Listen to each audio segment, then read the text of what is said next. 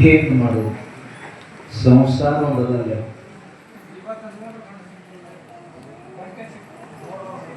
ಈ ಬಗ್ಗೆ ತಗೊಳ್ಳೋದ ನೆನಪು ಆಗಿಬಿಟ್ಟದ್ರಿ.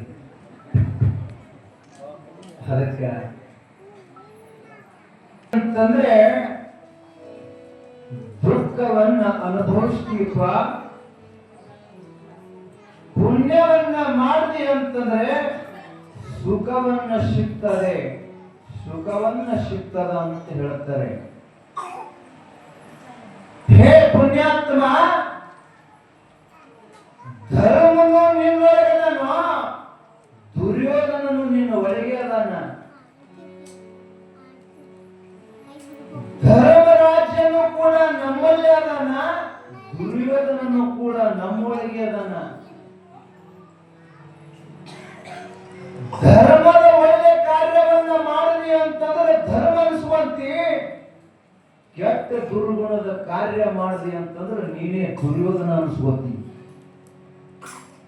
ಸುಖ ಹ್ಯಾಂಗ ನೀವು ಪಡಿತ್ಯೋ ಏನು ದುಃಖ ಅನುಭವಿಸ್ತೀಯೋ ನಿನ್ನಲ್ಲಿ ಅವ ಎರಡು ಮಾರ್ಕಾಸ್. ಇಂಜಿನಿಯರಿಂಗ್ ಕೋರ್ಸ್ ಓದದ ಮಗ ಅಂತಂದ್ರೆ ಇಂಜಿನಿಯರ್ ನೌಕರಿನೇ ಬರ್ತದೆ ಅವ, ಹೌದಿಲ್ಲ? ಖರೆ ಡಾಕ್ಟರ್ ಕೋರ್ಸ್ ಓದದ ಅಂತಂದ್ರೆ ಡಾಕ್ಟರ್ ನೌಕರಿನೇ ಬರ್ಬೇಕು ಅವನಿಗೆ. ಇಂಜಿನಿಯರಿಂಗ್ ನೌಕರಿಯನ್ನ ಡಾಕ್ಟರ್ ಕೋರ್ಸ್ ಓದಿ ಇಂಜಿನಿಯರ್ ಕಡೆ ಹೊಂಟ ಅಂದ್ರೆ ನೌಕರಿ ಅಂತ ಸಿಗಲ್ಲ. ಯಾಕ? ಮಾಡುದು ಬೇರೆ ಆಗುದು ಬೇರೆ ಆಗ್ತದ. ಹಾಗೆ ನಾವು ಏನು ಮಾಡ್ತೇವೆ ಅದನ್ನೇ ನಾವು ಅನುಭವಿಸ್ತೇವೆ ಅಂತ ಮಹಾತ್ಮರನ್ನ ಹೇಳ್ತಾರೆ.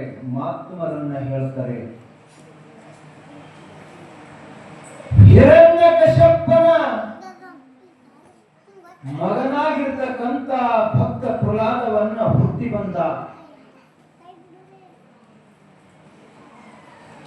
ಹಿರಣ್ಯಕಶ್ಯಪನ ಮಡದಿ ಗಯದು, ಅವನ ಮಡದಿ ಗಯದು. ಖರೆ ಹಿರಣ್ಯಕಶ್ಯಪ ಹ್ಯಾಂಗಿದ್ದ ಅಂತಂದ್ರೆ ಹರಿ ಅಂತಿದಿಲ್ಲ, ಅವ ಹರ ಅಂತಿದ್ರಿ. ಹರಿದು ವೈರಿಯಾಗಿದ್ದ, ಹರ ಅಂತಿದ್ದ. ಯಾವಾಗಲೂ ಎದ್ರು ಕುಂತ್ರು ನಿಂತ್ರು ಹರಿ ಅಂತಿದ್ದಿಲ್ಲ, ಬರೇ ಹರ ಅಂತಿದ್ದ. ಒಂದಾನ ಒಂದು ದಿವಸ ಗಪ್ಪ ಪುಟ್ಟ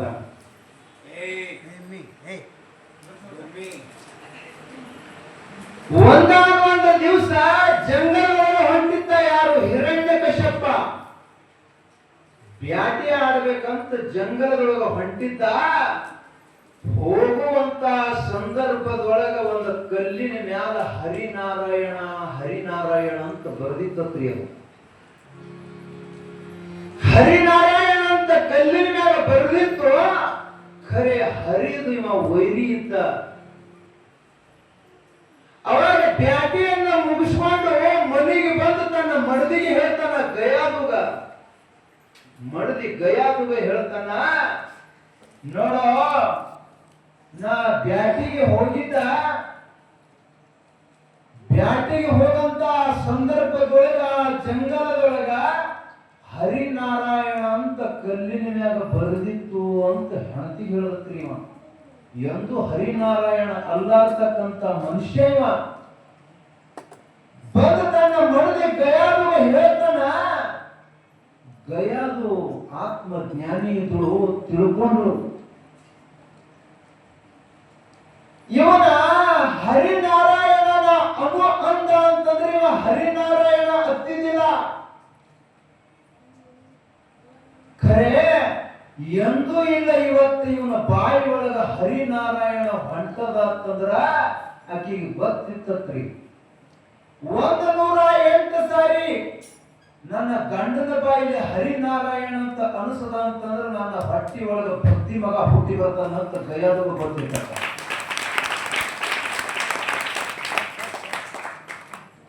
108 ಸರಿ ನನ್ನ ಗಂಡನ ಬಾಯಿಲಿ ಹರಿನಾರಾಯಣ ಅಂತ ಅನಿಸಲೇಬೇಕು. ನನ್ನ ಹೊಟ್ಟಿ ಒಳಗ ಭಕ್ತಿ ಮಗ ಹುಟ್ಟಿ ಬರ್ತಾನ ಅಂತ ಹೇಳಿ ಗಯಾದಾಗ ಗೊತ್ತಿತ್ತು.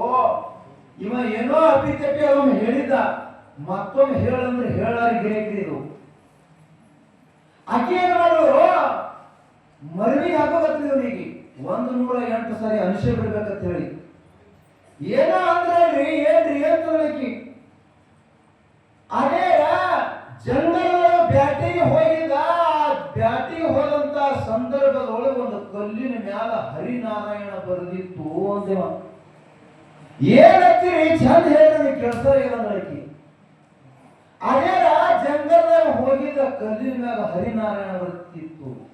ಏನ್ ಹೇಳ್ತೀರ ನನಗೆ ಏನು ಒಂದು ತಿಳಿಯಲ್ಲ ಇತ್ತ ಬಂದು ಹೇಳಿ ಈಗ ಮರವಿಗೆ ಹಾಕೋದ್ ನೋಡ್ರಿ. ಮರವಿಗೆ ಹಾಕಿ ಗಂಡನ ಬಾಯಿಯಿಂದ 108 ಸಾರಿ ಹರಿನಾರಾಯಣ ಅಂತ ನುಡಿಸಿದ ಬಳಕ ಗಯಾದನ ಹೊಟ್ಟಿ ಒಳಗೆ ಭಕ್ತ ಪ್ರಹ್ಲಾದ ಹುಟ್ಟಿ ಬಂದ ನೋಡ್ರಿ. ಪುಣ್ಯಾತ್ಮ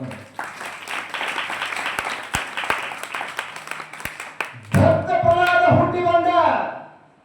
ಖರೆ ಹ್ಯಾಂಗ ಹುಟ್ಟಿ ಬಂದ? ಹರಿನಾರಾಯಣ ಅನ್ಕೋತೆ ಬಂದ. ಮಗ ಹರಿನಾರಾಯಣ ಅನ್ಕೋತ ಬಂದ. ಅಪ್ಪ ಹಿರಣ್ಯಕಶ್ಯಪುಗೆ ಸಿಟ್ಟು ಬರ್ಲಿಕ್ಕೆ ಶುರು ಮಾಡ್ತು. ಯಾಕ? ಹರಿ ವೈರಿ ಅದಾನ. ಹರಿ ಅನ್ಬೇಡ ಹರಾನು. ಖರೆ ಮಗ ಹರಿನಿ ಅಂತಿದ್ದ, ಹರಿನಾರಾಯಣ ಅಂತಿದ್ದ. ಅವಾಗ ಸಿಟ್ಟು ಬರ್ಲಿಕ್ಕತ್ತು. ನಾ ಹೇಳಿರ್ತಕ್ಕಂತ ಮಾತಿಗೆ ಕಿಮ್ಮತ್ತು ಕೊಡಂಗಿಲ್ಲ. ನಾ ಬ್ಯಾಡ ಅಂದ್ರೆ ಯಾವಾಗ ಇವ ಅದೇ ಅತ್ತನಂತಂದ್ರೆ ಈ ಮಗನಿಗೆ ಇಡಬಾರ್ದು ಅಂತ ನೀವು ಅಪ್ಪ.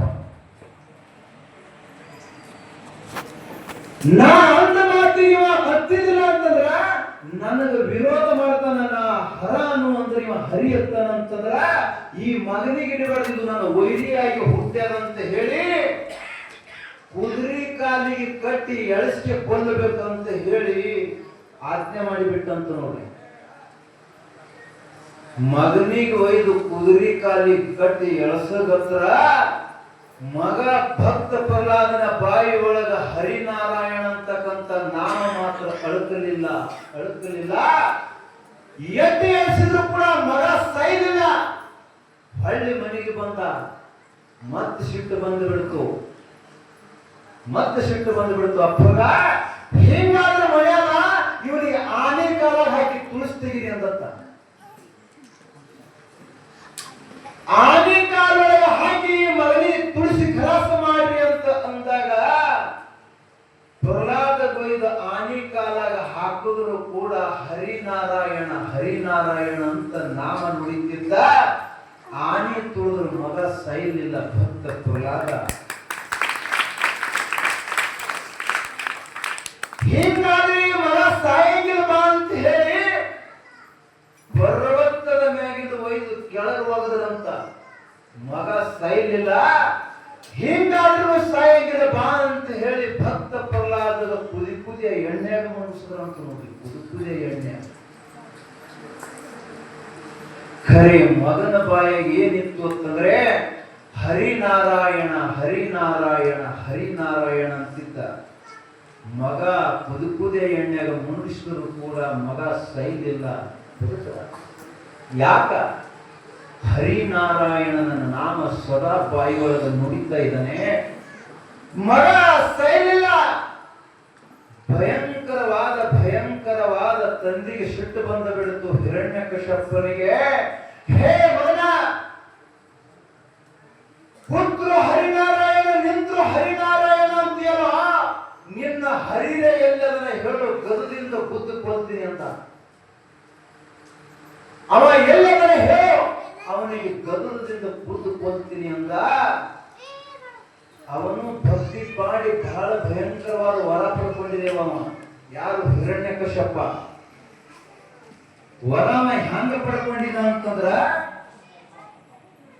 ಯಾವ ಗಂಡಿನಿಂದಲೂ ನನ್ನ ಮರಣ ಆಗಬಾರದು, ಯಾವ ಹೆಣ್ಣಿನಿಂದ ಮರಣ ಆಗಬಾರದು, ಹಗಲೆತ್ತು ಮರಣ ಆಗಬಾರದು, ರಾತ್ರಿನೂ ಮರಣ ಆಗಬಾರದು, ಹೊಸ್ತರು ಹೊರಗೆ ಮರಣ ಆಗಬಾರದು, ಹೊಸ್ತರು ಒಳಗೂ ಮರಣ ಆಗಬಾರದು, ಯಾವ ಸಶಸ್ತ್ರದಿಂದ ನನ್ನ ಮರಣ ಆಗಬಾರದಂತ ತಪಶ್ಚರ್ಯ ಮಾಡಿ ವರ ಪಡ್ಕೊಂಡಿದ್ದವ ಬ್ರಹ್ಮನಿಂದ.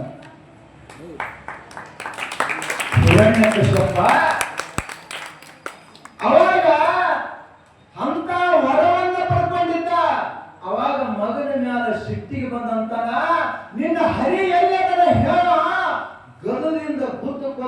ಏನಂತ ಕೇಳ್ತಾನ. ನಿನ್ನ ಹರಿ ಕಲ್ಲ ಅದನಂದ ಅದನಂದ, ಮಣ್ಣಿನೊಳಗ ಅದನ, ಮ್ಯಾಲ ಅದನ, ತೆಳಗ ಅದನ, ಗಾಜಿನ ಕಂಬಿತ್ತು ಕಂಬಿನೊಳಗ ಅದನೇನಂದಳಿಗೆ ಹರಿನಾರಾಯಣ ಅದನ ಅಂತ ಅಂದೇಳಿಗೆ ಕಂಬಿಗೆ ಹೊಡ್ಲಿಕ್ಕೆ ಹೋದ್ರೆ ಕಂಬದೊಳಗಿದ ನರಸಿಂಹ ಬಂದ. ಕಂಬದೊಳಗಿದ ನರಸಿಂಹ ಬಂದ. ಖರೆ ಇವನಿಗೆ ಹ್ಯಾಂಗ ಮರಣ ತೆಗಿತಾನ ನೋಡ್ರಿ, ಇವನ ಜೀವ ಹ್ಯಾಂಗ ತೆಗಿತಾನ. ಯಾಕ ವರ ಬಹಳ ಇರಲೇ ಬೆಳ್ಕೊಂಡಿದ್ದೀವ. ಇವನಿಗೆ ಬಾಗಿಲು ಹೊರಗನು ಹೊಡಿಲಿಲ್ಲ, ಮನೆ ಒಳಗನು ಹೊಡಿಲಿಲ್ಲ. ಸೂರ್ಯ ಹೊಂಟನು ಹಗಲೆತ್ತು ಹೊಡಿಲಿಲ್ಲ, ರಾತ್ರಿನೂ ಹೊಡಿಲಿಲ್ಲ. ಕೈಯಾಗ ಯಾವ ಸಶಸ್ತ್ರನೂ ತಗೊಳ್ಳಿಲ್ಲ. ಹೆಣ್ಣನು ಆಗಲಿಲ್ಲ, ಗಂಡನೂ ಆಗಲಿಲ್ಲ. ಸೂರ್ಯ ದೇವ ಅರ್ಧ ತಾಯಿ ಹೊಟ್ಟಿ ಒಳಗ ಹೋಗಿದ್ದ. ಬಾಗಿಲದೊಳಗ ಹೊಸ್ತಲ ಮ್ಯಾಗ ಕುತ್ಕೊಂಡ. ಹೆಣ್ಣು ಆಗಲಿಲ್ಲ, ಗಂಡು ಆಗಲಿಲ್ಲ, ಕೈಯಾಗ ಸಶಸ್ತ್ರ ತಗೊಳ್ಳಿಲ್ಲ. ನರಸಿಂಹನ ಅವತಾರ ತೊಟ್ಕೊಂಡು ತೊಡಿ ಮೇಲೆ ಹಾಕೊಂಡು ಹೊಟ್ಟೆಯಾಗಿನ ಕಳ್ಳ ಕೈಲಿಂದ ಜಗ್ಗಿ ಕ್ರಾಸ್ ಮಾಡ್ತಾರೆ.